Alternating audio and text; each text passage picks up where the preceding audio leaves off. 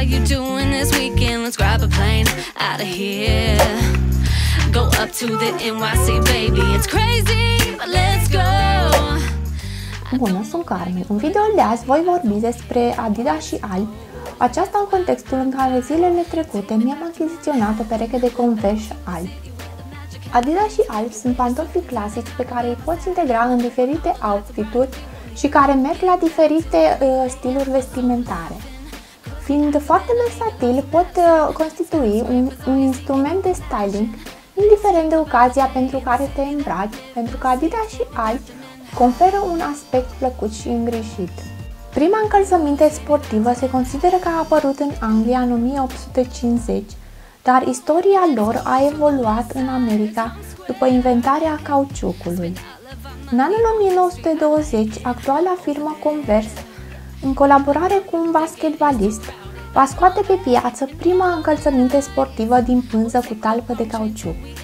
În 1920, frații Adolf și Rudolf Dassler au înființat prima firmă de încălțăminte sportivă.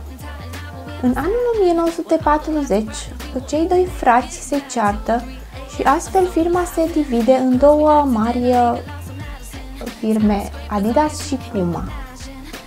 Vânzările și popularitatea încălțămintei sportive a cunoscut un avânt abia după anul 1980, când, în anul 1984, firma Nike colaborează cu celebrul basketbalist Michael Jordan pentru a purta Air Jordan.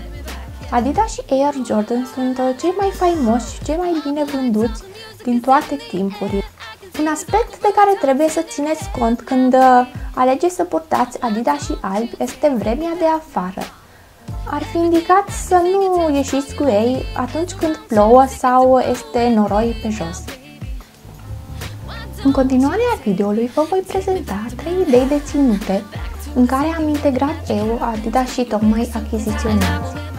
Mai jos în comentarii mi-ar plăcea să-mi spuneți voi ce fel de Adidas preferați.